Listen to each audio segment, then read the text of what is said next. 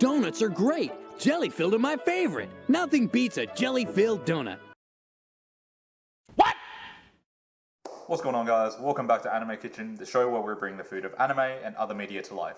Today, we're making Brock's jelly donuts from Pokemon. You probably already know by now that this was a terrible localization choice by 4Kids back in the day, and that Brock is not holding jelly donuts, but instead a very traditional rice ball called Onigiri that is filled with Umeboshi, a Japanese pickled plum. So, in celebration of the channel reaching over 250 subscribers, we're going to make a traditional onigiri, a jelly donut onigiri, and also a coconut sticky rice and red bean jelly onigiri. All that being said, aprons on, let's go. Okay, so to start an onigiri, we're going to need rice. As you can see here, I've got some white rice which has been rinsed 3 times to remove any excess starch. I'm going to cook my rice in a rice cooker, but if you don't have one, there's a link to Adam Lau's video in the description that describes a few different methods of cooking rice if you don't have a rice cooker. So while the rice is cooking, let's talk about the filling for the onigiri. In the anime, it looks like they were filled with umeboshi, which is a Japanese plum that has been pickled in salt for an extremely long time. Because these are usually pickled whole, you may need to remove the stone inside, which can be done easily by pressing on the fruit and it should just pop out like so. Now, I've never actually tried these on their own before, so I'm just going to give this a little taste and oh my god, that is so salty. Okay, so now that our prep is done, our rice has cooked and it's cooled down slightly, let's start assembling our onigiri. To begin, we're going to wet our hands with some water to stop the rice from sticking. Then we're taking a pinch of flaky sea salt and rubbing it between our hands. This way, when we're forming our onigiri, we're also going to be seasoning the rice. Next, we're taking a small handful of rice and patting it out into a disc in the palm of our hand before placing a pitted umeboshi into the center of the rice. Bring the edges together to enclose the umeboshi, adding a bit more rice if you don't have enough. Then, once enclosed, we can start shaping the onigiri. Now, the important thing to note here is that we want to mold the rice into the shape that we're making with our hands, but we're not trying to press the rice together into a super tight ball, because texturally it's just kind of sad and undesirable, and you still want to be able to feel the individual grains of rice to an extent. So, to form the onigiri, you want to cup your free hand around the rice and then using your palm, push the rice towards your fingers and the palm of your supporting hand. Rotate the onigiri and repeat this pressing motion until it has been formed into a triangular shaped rice ball like so. If you didn't catch that, it's okay, here's a shot from your perspective to help you out. To reiterate, we begin with our flat disc of rice and umeboshi in the center, bring the edges up and around the umeboshi and then lightly press to ensure everything is closed up. Then we cup our free hand around the rice and use our palm to push the rice towards our fingers and the palm of the supporting hand. Rotate the onigiri and repeat this pushing motion as many times as needed. And then, after a little bit of practice and patience, you should be left with a cute little onigiri like this.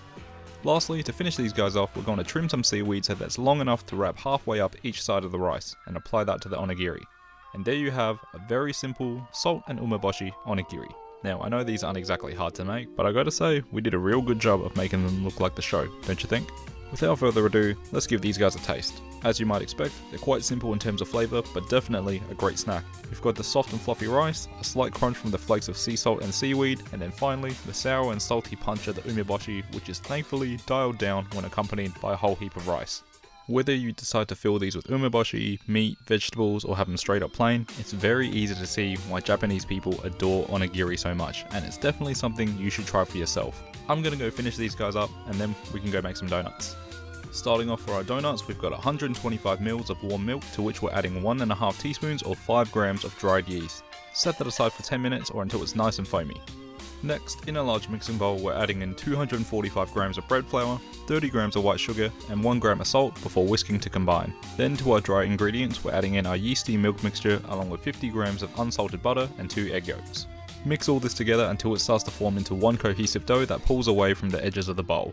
Now, if you've been watching this channel for a while, you know what comes next. Generously flour your work surface before turning out the dough and then knead it for a solid 5 to 10 minutes or until it becomes soft, supple and smooth like this. A precious little ball of carbs. Roll this around into a smooth, taut ball and then lightly oil a bowl before plopping the dough back in.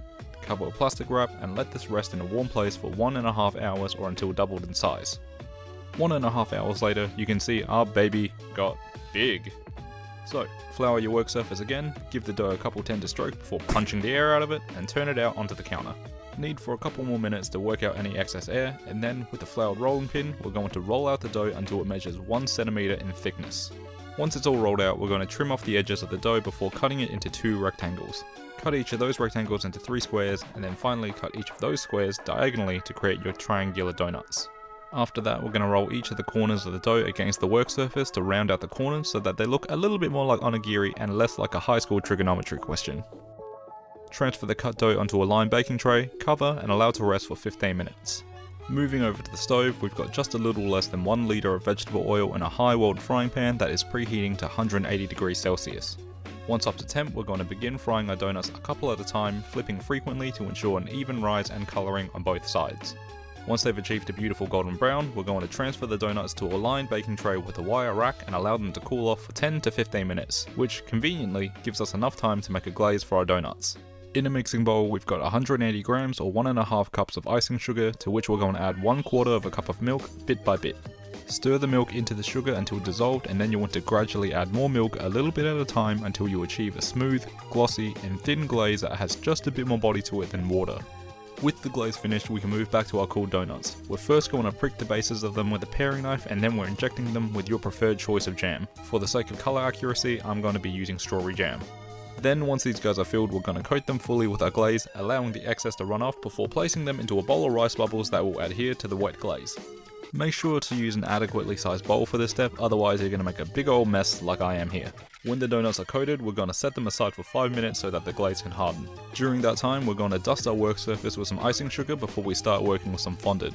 With the store-bought stuff, you want to knead it a little bit first to get it warmed up and malleable. Dust a rolling pin with some icing sugar, and then you want to roll out this fondant until it measures 2 mm in thickness. Trim the fondant the same way that we did with the seaweed, and then we're going to apply a little bit of the glaze onto one side of the fondant before pressing onto our donuts. And there you guys have my version of the terribly translated jelly donut onigiri. Now, how do they taste? Exactly how you think they would. Delicious. You've got the fluffy interior of the donut, the sweetness of the glaze and the strawberry jam come through nicely, and the added crunch of the rice bubbles is a nice textural addition that you don't get with most donuts, so I think we can call this one a win.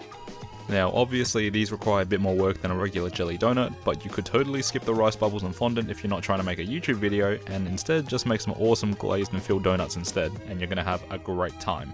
Now, like I said in the intro, we're also making a sticky rice onigiri, so let's just get right to it, shall we? To start off our sticky rice, we've got 1 cup of white glutinous rice that has been rinsed 3 times to remove any excess starch. Next to this rice, we're going to pour over 3 cups of warm water without spilling any of it whatsoever. Not even a single drop. Let this soak for a couple of hours, or if you have time, do this the night before and soak for 12 hours. While the rice is soaking, we can make our filling. So, into a small saucepan over high heat, we're adding in 60 ml of water and bringing that to the boil.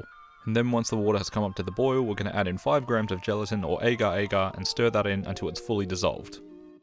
Next, you're going to add in 250 grams of smooth red bean paste and mix it with the liquid in the pan until it's dissolved and smooth. Once everything in the pan is well combined, we're going to transfer the filling into a bowl, cover it with plastic wrap, and then allow this to cool for 30 minutes at room temperature before refrigerating until it becomes nice and firm.